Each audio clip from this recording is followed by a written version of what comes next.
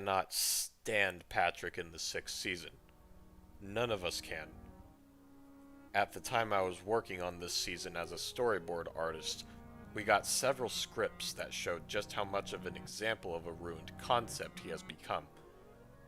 None of the animators, artists, or even the writers themselves liked him, but the higher-ups at Nick wanted to emphasize just how stupid he truly was instead of, making a well-written character. Patrick started off as a lovable dummy, who didn't have the greatest attitude but had comedic moments to make up for it, to a sociopathic piece of junk. There's literally an episode where he admits to SpongeBob to his face that he acts idiotic on purpose just to fuck with him. But enough ranting. That's not what I came here to share. When the 8th season came, most of us got together to make a project, to blow off some steam, excluding the original voice actors, because we didn't feel like they'd want to be involved. A project where we finally gave Patrick his comeuppance. I still have the storyboard slides that I did, and a copy of the script, thankfully. However, I have no idea who still has the finished product. Might be in the vault somewhere for all I know, but I could be wrong. I can't show the storyboards as those are confidential, but I can at least prove that I have the text. This is the official plot to What You Deserve. The animation begins with SpongeBob walking up to Patrick's rock and knocking.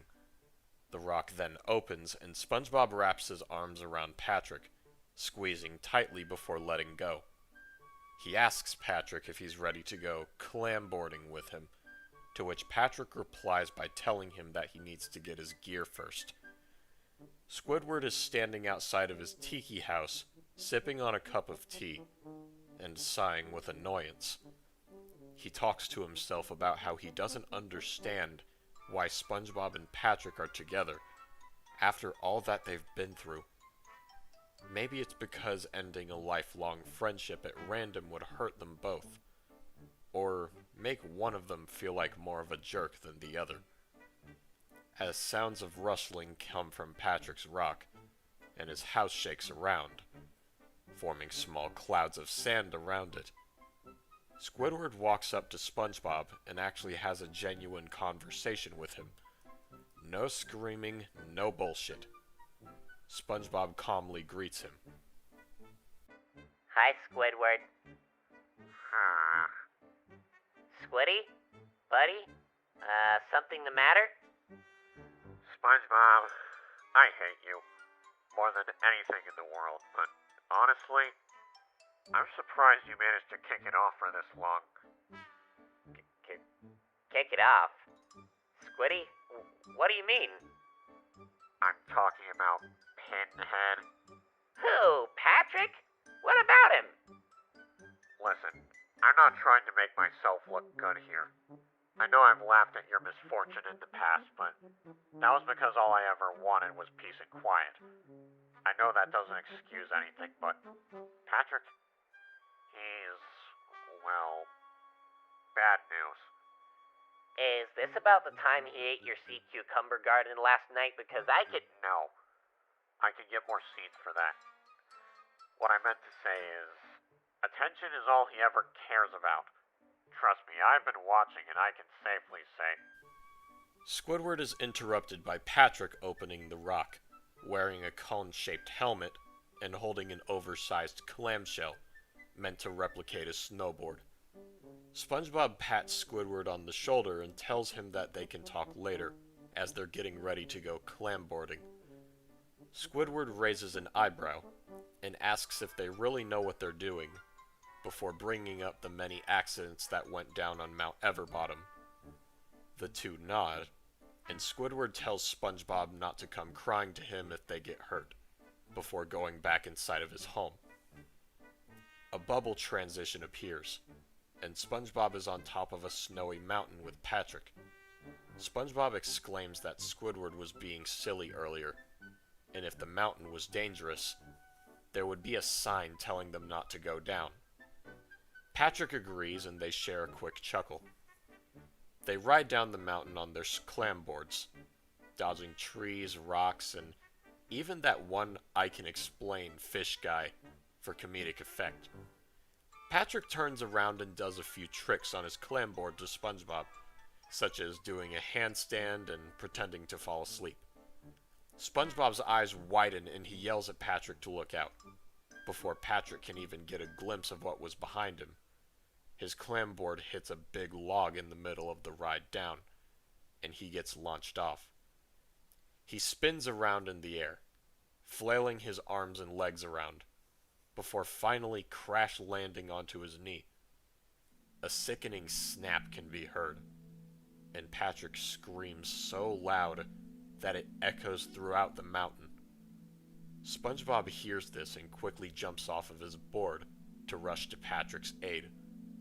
He begs Patrick to speak to him, asking if he's okay. Patrick cries and yells at SpongeBob to call an ambulance. SpongeBob races to a payphone, conveniently placed on the side of the mountain, and dials 911. The scene then cuts to black, with the sounds of Patrick's sobs echoing and fading out along with it. The scene then cuts to SpongeBob outside of the ER, biting his nails and pacing around the waiting room, freaking out. Other doctors can be heard chattering throughout the hospital. Oh dear Neptune, please be okay. Please be okay. Please, please, please. Suddenly, a door opens behind SpongeBob, and a doctor peeks his head out to speak to him. Mr. SquarePants, would you like to come and see how your friend is doing? Is he okay? Is he? The doctor sighs and opens the door, letting SpongeBob into the hallway. He leads him to a room that says 4 on it, and SpongeBob begins twisting his tie in paranoia. The doctor slowly opens the door, and SpongeBob walks in with his eyes shut. He slowly opens his eyes. He's greeted by Patrick, wearing a cast on his broken leg and sitting on a wheelchair. However, he's smiling, as if this didn't have an effect on him one bit. SpongeBob rushes over to Patrick and hugs him, bawling his eyes out. SpongeBob! Oh, Patrick! I'm so sorry!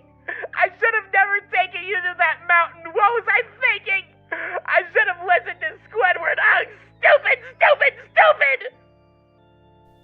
SpongeBob sobs for a few seconds, and Patrick pats him on the back as ocular streams of tears shoot out from SpongeBob's eyes. The doctor approaches SpongeBob and gently shakes his shoulder to get his attention, and he seems to slowly calm down as he speaks. Mr. SquarePants, your friend has fractured his fibula from the fall. We've estimated that recovery will last at least 6 to 8 weeks, as it is a minor injury. Patrick's leg will regenerate sometime after that time period, but to make sure he doesn't put too much weight on himself, he's going to need someone to take care of him. I'll do it, Doctor. It's my fault that this happened, so it's the least I can do. Patrick, I'll take you to my place, okay? Try not to move. Patrick gleefully nods.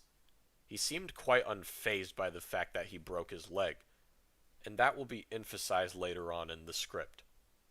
Cue the bubble transition. SpongeBob takes Patrick to his home and rolls the wheelchair inside, before picking him up and placing him on his couch.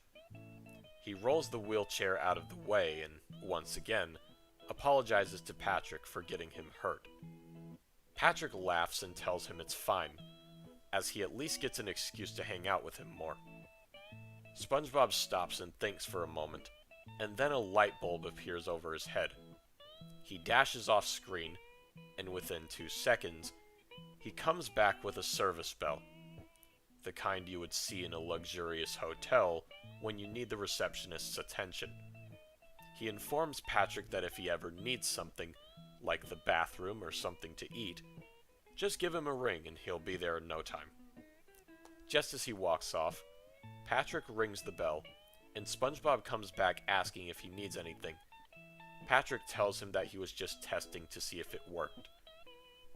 The first day goes somewhat well for SpongeBob. While, yes, he had to bathe, feed, and clothe Patrick, he wasn't very demanding during the first day. Before bed, they even had popcorn and watched a movie together. A shot of SpongeBob's house shows up. The setting goes dark, and then back to daylight a few times, signifying that around a week passed. It then cuts back to SpongeBob's living room, with Patrick sitting on the couch and watching TV. He has a 5 o'clock shadow on his face, and he looks bored, almost impatient. On the TV is some sort of comedy show with a bunch of sock puppets. Patrick rings the bell, and SpongeBob comes dashing in within a millisecond. He does a little soldier salute. Need something, Pat? I'm hungry. I want pizza. Can you say please? Pizza. No, Patrick, please. I don't need a lecture, Sponge. I want pizza for dinner. No questions asked. Just pizza. You're probably just cranky from your leg. Maybe I can take you somewhere later. I'll get the pizza ordered. Make it snappy. SpongeBob groans and walks away. Patrick wasn't so difficult to deal with a week ago, and he wondered what exactly got into him just now. But he tried to pass it off as just leg pain. He rings up a pizza place and orders a box of pepperoni pizza with a side of breadsticks. Once he hangs up, he hears the bell ring again. Patrick, the pizza won't be here until... I want barnacle chips. But I just ordered you pizza! I'm starving, and I need a snack to pass the time. Just go get it. Ugh. Why do you have to nag so much? Just be patient. Stop yelling at me, SpongeBob. Why are you treating me like this after I broke my poor leg? You caused this! SpongeBob inhales, then apologizes before going into the kitchen to get a bag of barnacle chips from his pantry. As he's about to hand him the chips, he hears a knock on the door. SpongeBob tosses the chips onto Patrick's lap and walks over to answer it. Oh, Squidward. Hey. Just came to check up on things. I heard Patrick's in a wheelchair now. Yeah, gotta take care of him. It'll take a while, but I'm sure he'll get better. Eventually. Well, I told you not to go to the mountain, didn't I? I warned you that this would happen. I know that, Squidward, I know. You don't have to remind me that I'm a terrible listener, okay? I just wanted us to have something fun to do, an excuse to get out of the house during the weekend. And I didn't come up with any other options. I'm sorry, okay? Why are you apologizing to me? Never mind. How's the Krusty Krab doing? Did Mr. Krabs find someone to handle the grill while I'm away? Krabs hired Sandy to work the grill. She said she's been watching you for a while and she practiced making her own patties at home. Neptune bless her. I was afraid that the place was gonna go down the gutter, but if she's handling the kitchen, I'm happy. SpongeBob! The remote's too far! I'll be there in a minute, Pat! Squidward's eyes squint, and he exhales, before rubbing his forehead in frustration. There's a moment of silence between the two. Then, a fish dressed in all red comes by with a pizza in a to-go box. Upon seeing him, Squidward takes his tentacle off of his face and says one last thing to SpongeBob before heading home. You're gonna break eventually. Just as SpongeBob reaches into his wallet to pay for the pizza, Patrick impatiently barks out his name. He then quickly tosses the money in the delivery fish's fin and tells him that his tip is $5 before slamming the door. Gary suddenly slithers up to SpongeBob and lets out some sarcastic meows. Care Bear, I know Patrick's getting hard to handle, but let's try to give him some time to adjust. He did get into an accident after all. Meow. A montage plays of Patrick making SpongeBob's life a living hell by forcing him to take him to crazy places on his wheelchair, buying tons of food, and even turning him into his entertainer. In a few of the clips, Patrick seems to be grabbing his leg and bellowing while sitting down, presumably to guilt trip. A time card pops up. 12 weeks later. Patrick's eyelids are now a much darker shade of purple, and there are visible bags underneath them.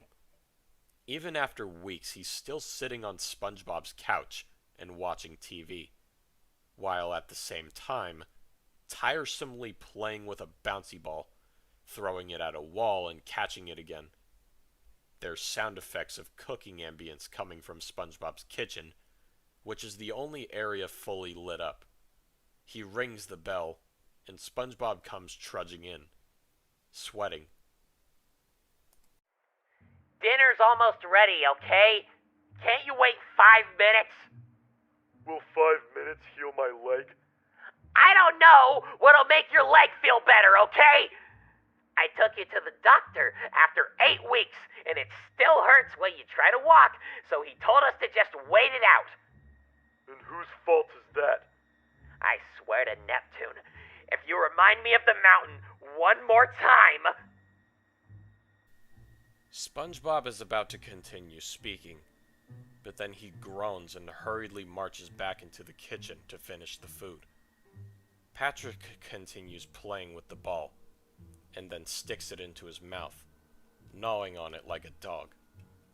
It then slips from his teeth and goes rolling on the floor. He pounces in front of the TV to get the ball, gently pawing on it like a cat, before standing up and putting it into his mouth again. Yes, you heard that right. Patrick stood up, with his cast still on his leg.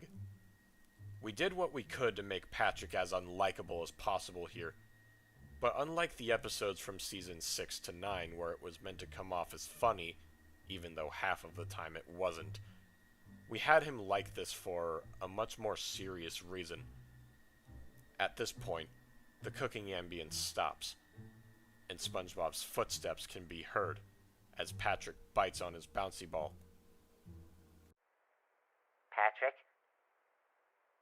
Why are you standing? Patrick freezes, and his pupils slowly drift to the right. The camera slowly pans that way, revealing SpongeBob behind him, holding a tray of what seems to be spaghetti.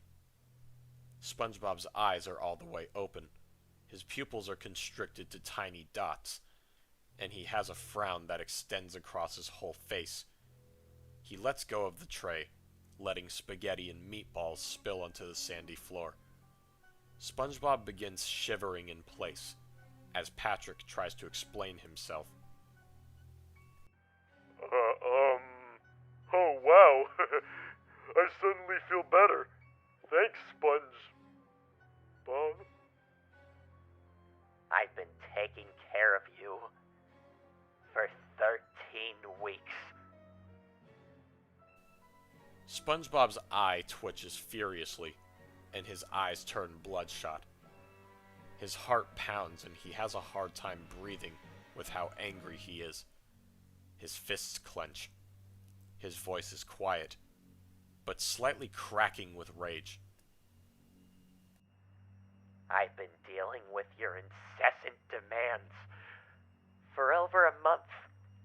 I busted my back, bathing you, feeding you, reading you bedtime stories, all to be greeted with this. SpongeBob, I'm sorry. Oh, Patrick. Patrick, you can save it. I see your true colors. I've shown you compassion and love since we were in that nursery together. And I've taken so much of the problems you've caused as just you being a brainless twit. But that was all to make my life harder, wasn't it? SpongeBob's fists clench so tightly that veins start to show from his wrists. His brain starts to pulsate violently. He grabs onto his head and falls on his knees, gritting his teeth. You've been faking it, haven't you? You've been... Patrick shivers. He's seen SpongeBob get mad, but never this mad. This wasn't just some slapstick loony freakout. This was akin to a mental breakdown after dealing with so much torment. SpongeBob, I know what I did was wrong. I'm sorry. Let me make it up to you. You're only sorry that you got caught, Pinhead. SpongeBob finally stands up and slowly approaches Patrick, his fingers twitching into crooked directions. He raises his hand, pointer finger upward, and opens his mouth, about to say something. Despite how much he wanted to spit out the truth to Patrick, he just couldn't.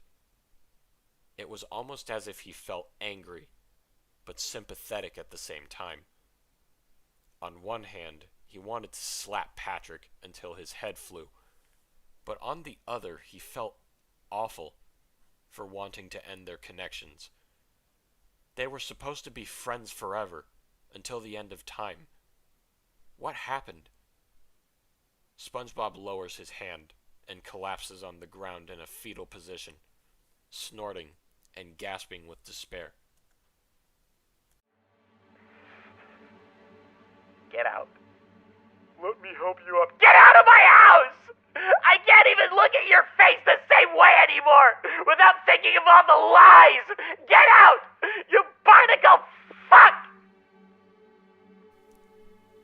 SpongeBob points to the doorway as Gary approaches him. He'd curl up against SpongeBob's torso and give Patrick a disappointed glare, even hissing at him. He knew this would happen. The warning just wasn't enough. The scene fades as Patrick trudges out of SpongeBob's doorway, with his head slumped downward. The sound of SpongeBob's door shutting played, and another time card slowly came into view. 1 day later, Patrick was sitting at a table by himself at the Krusty Krab, his face very droopy and dejected. Kamakani B started to play as Patrick sighed deeply. Sandy comes by and tosses a Krabby Patty on his table before marching back to the kitchen, growling under her breath. Patrick looks down at his Krabby Patty and pulls off the bun. He sees the pickles, ketchup, and mustard, all matted on top of a slice of cheese. The condiments on his patty started to morph into what looked like doodles of him and SpongeBob. They'd frolic and play. The pickles would act as jellyfish and so forth. It was like Patrick was looking back on his memories and realizing what he has become after so long. He lived long enough to see himself turn into a monster, a person with no regard for other people, and only himself. And now, his one and only best friend is now gone. The regret started to seep in, and his eyes watered, but he rubbed them in an attempt to keep himself from crying. Mr. Krabs chased Plankton, still carrying the formula, but the two looked bored out of their mind, almost demotivated by what they were doing. Mr. Krabs eventually got in front of Plankton, blocking his way out, but instead of grabbing him with force, he held out his claw for Plankton to hop on. Mr. Krabs stepped outside and looked Plankton in the eye. The two shared a groan.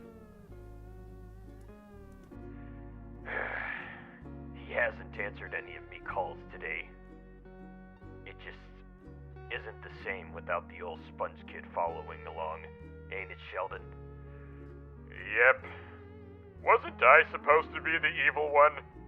What happened to that? I don't know, pal. I don't know. Alright, Eugene. Feel free to launch me whenever. Mr. Krabs proceeded to pull back Plankton's lower body like a slingshot and let him go, launching him over to the chum bucket before walking back to his office. Squidward then comes up to Patrick's table. Patrick lifts his head up and sees the squid leaned over to where his face met his. The look he gave Patrick said it all. How he disliked him from the very beginning, and the incident that went down the day before proved his point. He'd scoff and pull out a notepad before writing something on it. Mr. Krabs said that when you're done eating your slop, don't come back. Squidward places the piece of paper on the table and walks back over to his station to work the register. Patrick looks at the piece of paper and picks it up. One last message along with the price of his food is shown before Patrick's face becomes sodden with tears and the animation fades to black. Karma's a bitch, isn't it, Sea Star?